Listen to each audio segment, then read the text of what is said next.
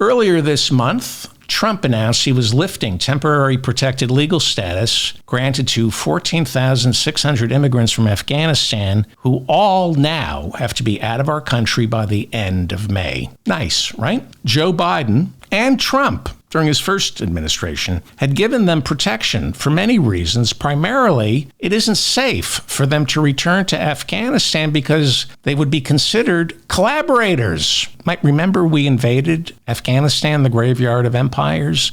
These are people, many of whom were people who were on our side, who helped our soldiers. That's why they were given temporary protected legal status. It's not safe for them to go back to Afghanistan. Most of them are Muslim, but there are a few Christians. And so Republicans are working behind the scenes trying to get Kristi Noem, our Director of Homeland Security, to renew protected legal status for any of the Afghans about to be deported who are Christian.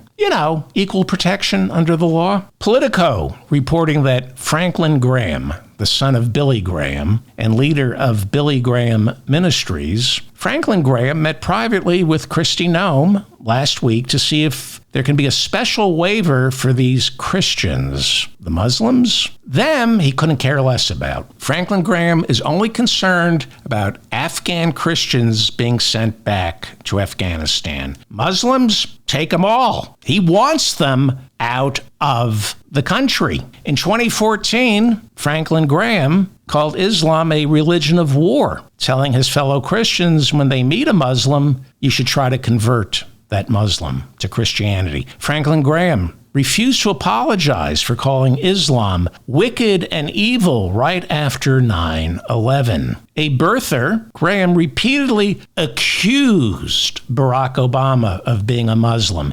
He didn't say Obama was a Muslim. He accused him of being Muslim. 5 years ago, Franklin Graham had to cancel a series of appearances in the United Kingdom because his attacks against Islam and the LGBTQ community violated England's ban on hate speech. Graham has also said gay conversion therapy works. You just have to accept Jesus into your heart. Wow, homosexuality is cured by loving another man. Got it. Thanks. He's called homosexuality part of Satan's plan to launch a full-scale assault against Christianity. He also said Pete Buttigieg's homosexuality, quote, is something to be repentant of, not something to be flaunted, praised, or politicized, unquote. That's the monster meeting with our head of Homeland Security, Kristi Noem. The monster, Franklin Graham, who endangers the lives of Muslims and members of the LGBTQ community by covering hate crimes with the patina of Christian love. And he is welcomed into the White House and greeted by our Director of Homeland Security. This is the one who's lobbying on behalf of Christian Afghans, but not the Muslims. He wants the Muslims thrown out. He meets with the head of our Homeland Security. Homeland Security is supposed to keep people safe, not work with people like Franklin Graham,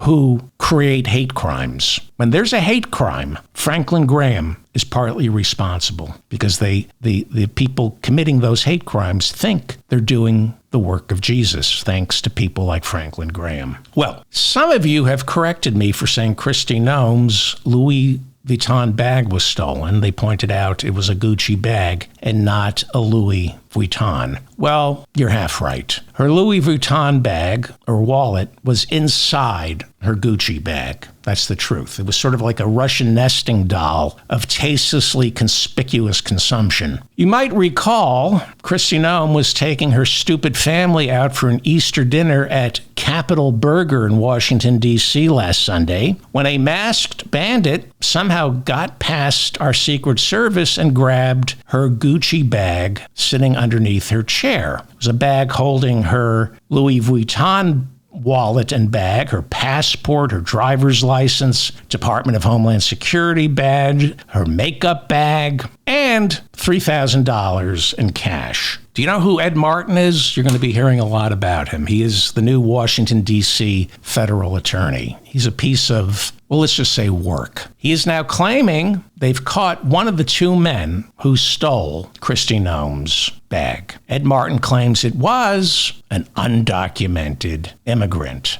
But you can't trust Ed Martin. He's a Trump appointee who just got called out for sending threatening letters with the Department of Justice's logo on them. Sent these letters to 3 medical publications, including the New England Journal of Medicine, accusing them of bias, and he's threatening to prosecute them for bias. 3 medical journals. New England Journal of Medicine says, we got this threatening letter from this federal prosecutor, Ed Martin, who says he's going to prosecute us for bias, but he won't explain what the bias is. This is Ed Martin.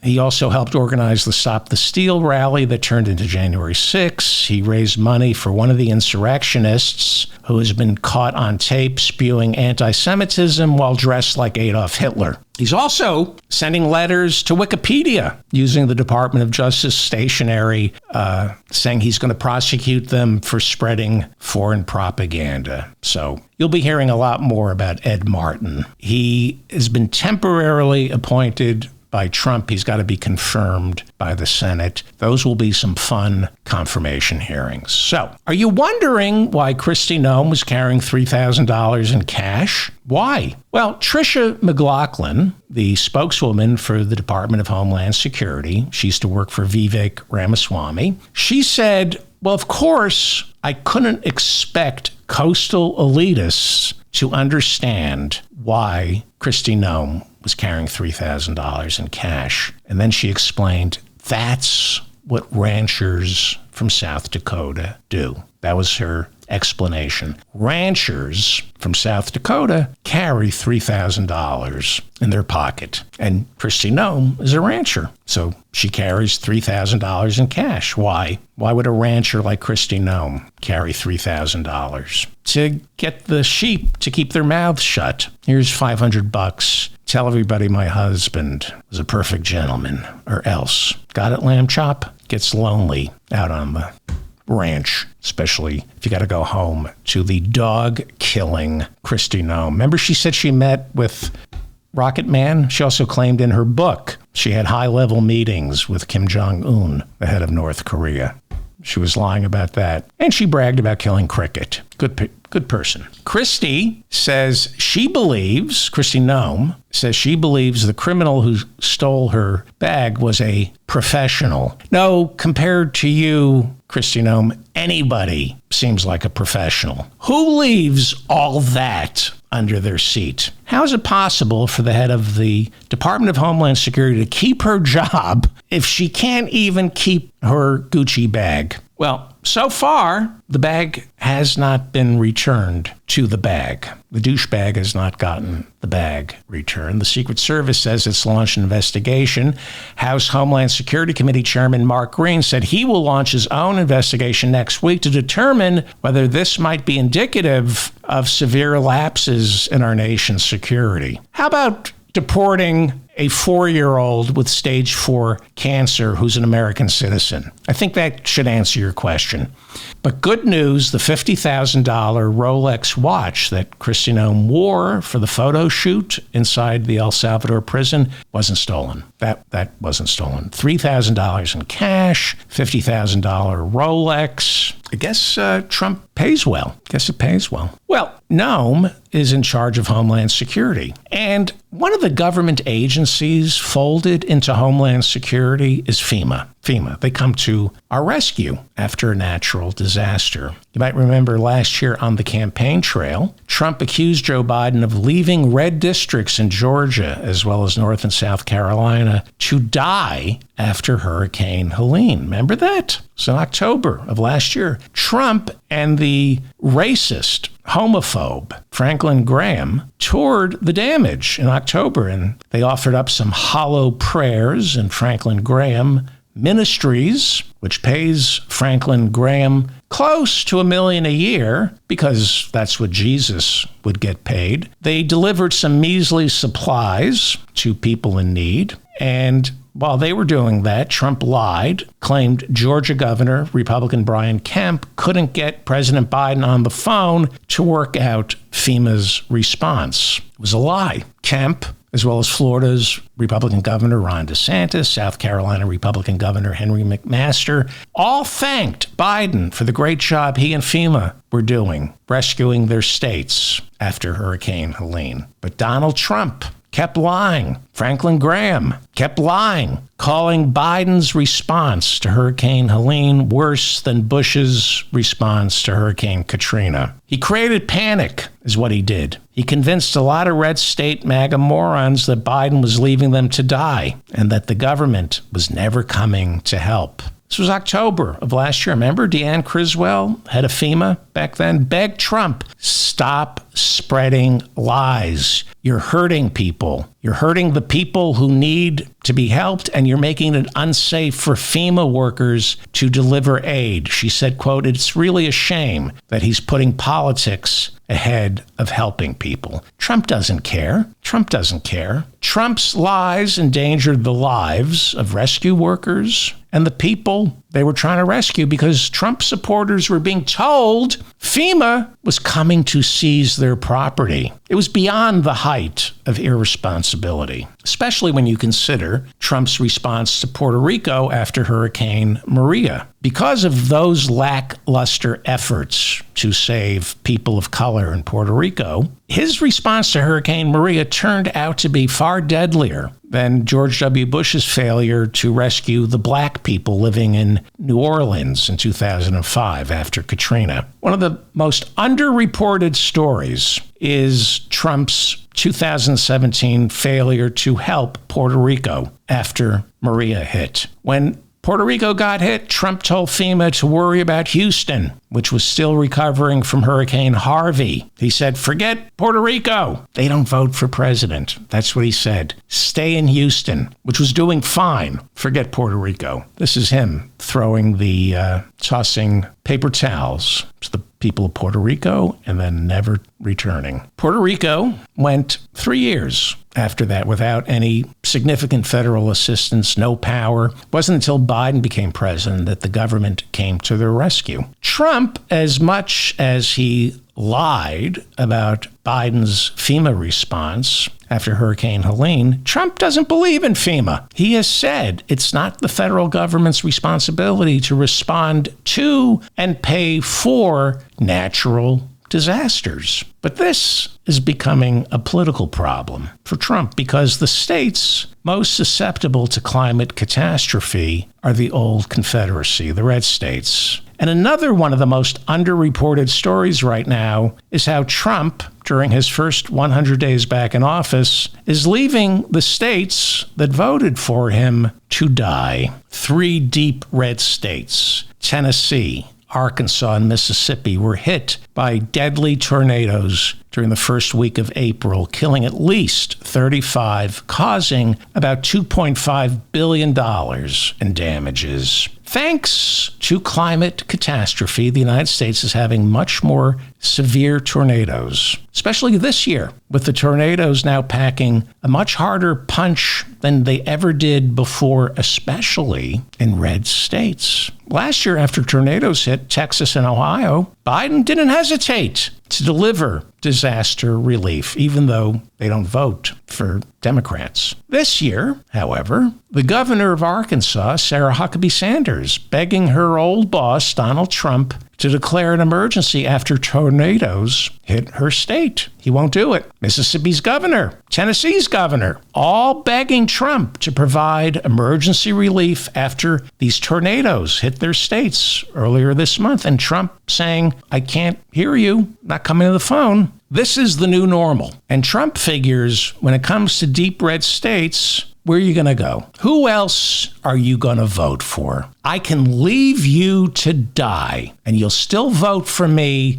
because I demonize the transgender community. Disasters strike, unfortunately, and that's where the rubber, as they say, meets the road. That's not what you say, it's what you do. We saw how Trump responded to COVID, 1 million dead. We saw how Bush responded to Katrina. We saw how Trump responded to Puerto Rico. We saw how Trump, on the other hand, was forced to lie about Biden's response to Hurricane Helene. He can only lie. He cannot help. Now, who knows? Maybe Trump will just lie and say, Arkansas, Tennessee, they got their tornado relief. But I doubt he'll be able to pull this one off. We saw how he responded to the fires in Los Angeles. When he first came back into office, Los Angeles was on fire, and instead of helping, he blamed the Democratic leadership in California and did what he's only able to do: lie. That's all he can do is lie. And he claimed the problem in Los Angeles was they didn't have enough water. Not true.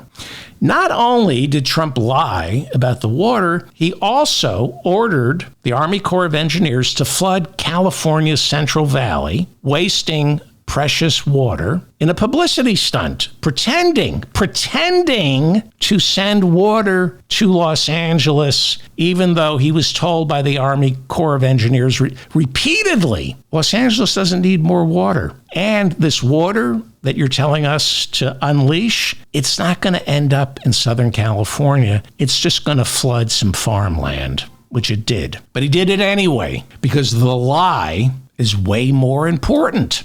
The lie is way more important. Trump turns 79 on June 14th. 4 years from now, he's 83. And according to the Constitution, no longer president. That's what the Constitution says. He's already hinting at a third term. So forget what the law says. Trump's already selling Trump 2028 merch. He's convinced there are ways around the 22nd Amendment, which forbids him from ever becoming president again. The Constitution says he can't become president again, but the Constitution, the 14th Amendment, the Insurrection Clause, also said he couldn't be president again. When it comes to Trump, there's only power and fear. The power and fear emanate primarily from his popularity. If he's politically viable, the Constitution isn't worth the paper it's written on, the parchment it's written on. What is it, sheepskin, lambskin? Now, he lost in 2020, refused to leave office, literally kicking and screaming. He left office. 2028, 2029 is going to be tricky, and I'm not being glib here. What matters now, as we're coming to the end of his first 100 days, is his popularity. If he finds himself, he's down to 40% now, which is the worst performance of any president in modern American history during their first 100 days. He's the least popular president in modern American history. If he ever finds himself sitting on top of, say, a 60% approval rating, if he jumps 20 points, he's never been above water. He's never cracked 50%. In the nearly 10 years Trump has been on the scene, he's never cracked. He's always been more unpopular than he is popular, below 50%. But life is strange. If the polling averages somehow put him at about 10 points above water, especially after the midterms, then we have a problem. And if the Democrats fail to take back either the Senate or the House after the midterms, they have to win one of those. If the Democrats can't win the House or the Senate during the midterms, and Trump is sitting on a 60% approval rating, maybe even 51% approval rating, maybe a 40% approval rating, if the Republicans still control the House and the Senate after the midterms, it won't matter what the law says. He's going to run. As they say in Silicon Valley, it's easier to ask for forgiveness than it is permission. And I can easily imagine a Republican-controlled House and Senate passing a series of laws challenging the 22nd Amendment. These laws would be glaringly unconstitutional, but this Supreme Court, I have no doubt, would slow walk the appeals process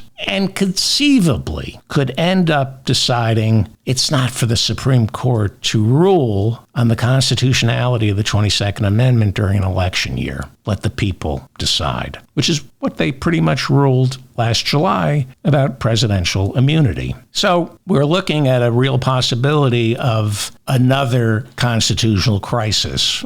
There's no such thing as a constitutional crisis. That's past. The Supreme Court and this Republican Party could give a rat's ass about the Constitution. That ship has sailed. We're no longer approaching a constitutional crisis. Well, so far, Trump's presidency is a disaster, and that's reflected in his polling. He's down to a 40% approval rating. Worst performance of any modern American president in their first 100 days. The protests, much larger than the media is reporting. But these poll numbers and the protests must translate into victory for the Democrats. That's how it works. A new Fox News poll shows only 38% of Americans want Trump to cut taxes for the rich. I'm surprised it's even that high. 33% approve of his tariffs. I'm surprised it's even that high. When it comes to inflation, only 33% say he's doing a good job. This is disastrous for him. His overall handling of the economy, 38% approval rating. This is not good. It's horrible. But compared to what? This is why he's still viable. We don't know how Trump compares to the alternative.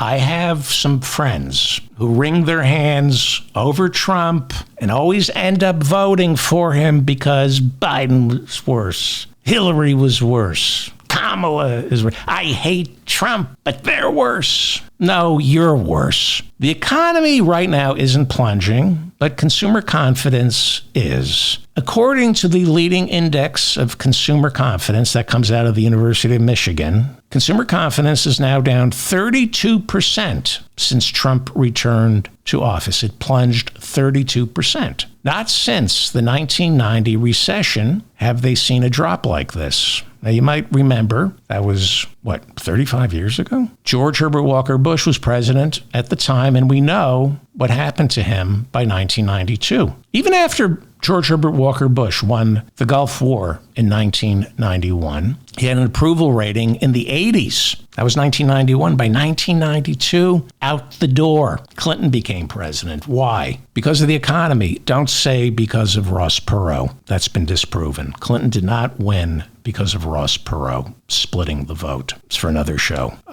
George Herbert Walker Bush, out the door in 92. And it turns out they're not even sure it was a recession back then. Problem is, it felt like a recession. The same way people felt like Biden had given us a recession, despite all the yardsticks telling us he had given us the greatest economy in American history. Too many Americans felt we were in a major recession. Why? Because Donald Trump and the Republicans are liars. They know when it comes to the economy, too often it's how the voters feel, not what the yardsticks are telling us. And when you're a profligate liar like Donald Trump, you can convince really stupid Americans to believe anything. You can get them to feel there's a recession. You can get them to feel there's a border crisis, even though the number of crossings are at a 5-year low. You can convince them that crime is up when it's down. You can convince them that unemployment is through the roof. You can convince them of the complete opposite by lying. Ugh. Poll after poll now showing great dissatisfaction with Donald Trump. 85% of Americans saying they're insecure about their financial future. So not even 100 days. This is a disaster. With Trump, it always gets worse. What's going to happen? Is it going to get worse? What will be worse is an actual depression, an actual recession, what we saw in his last year, back in 2020, when he crapped the bed on COVID. Now, Reagan came into office in 81, gave America the worst recession since the Korean War. And he was looking like a one-term president. But Reagan got the bad news out of the way early and went on to get reelected in 1984, winning 49 states, just losing Minnesota, where his opponent, Walter Mondale, was from. And of course, he lost Washington, D.C., because there's a large black population in Washington, D.C., and Ronald Reagan was a racist. That's according to his own son, Ron Jr. Said, I love my dad, love him, but he was a racist. And he was. Began his official campaign for president in Philadelphia, Mississippi, the site of Sherman and Cheney, the civil rights activists getting killed. He was dog whistling racism. Well, scandals used to bring down a president, but thanks to the Supreme Court's immunity ruling last July, Not anymore. There are accusations of insider trading going on right now inside the White House. Shocking. A reporter for Fox Business News says the White House has been tipping off some investors on the status of high-profile trade deals. But now that very same reporter from Fox, who broke the story, saying that doesn't constitute insider trading. And he may be correct. There is the appearance of insider trading, and then there is what the Supreme Court now says is illegal insider trading. For example, if a White House employee, I don't know, Howard Lutnick, I'm just pulling a name out of my ass. Actually, I'm pulling an ass out of my ass, Howard Lutnick. I'm just, former head of Cantor Fitzgerald. His son now runs Cantor Fitzgerald. I'm not saying Howard Lutnick is guilty of insider trading. If I had to pick a name, that's the first thing that comes to mind. If Howard Lutnick is on the phone with a Wall Street investor, giving that investor a tip about how the tariff negotiations are going, it might be inferred by a jury that, Howard Lutnick is getting something in return. And by getting something in return, that would be the crime of insider trading. But if that White House employee, let's say Howard Lutnick, can convince a jury that the information was shared either by accident or with no financial motive, let's say Howard Lutnick, I have $1 billion. Why? What financial motive? I have more money than I need. Why would I? And so if you were to prosecute somebody and I'm just pulling Howard Lutnick out of thin air, if you were to try to prosecute him for insider trading, it would be hard to get a conviction. Again, I have no reason to believe that Howard Lutnick, who used to run the Wall Street firm of Cantor Fitzgerald and now is Commerce Secretary and the point man on the tariffs, I have no reason to believe that Howard Lutnick would be on the phone with investors, giving them a heads up on how, say, a trade deal with India is going. Does Howard Lutnick seem like the kind of person who would do something like that? Absolutely. If I were a betting man, I would bet that it's Howard Lutnick. But I don't know if Howard Lutnick is doing that. It wouldn't surprise me. Somebody should look into the trades that Howard Lutnick's son, who now runs Cantor Fitzgerald, has made in the past couple of weeks. Not saying anything illegal, not saying any crimes have been committed.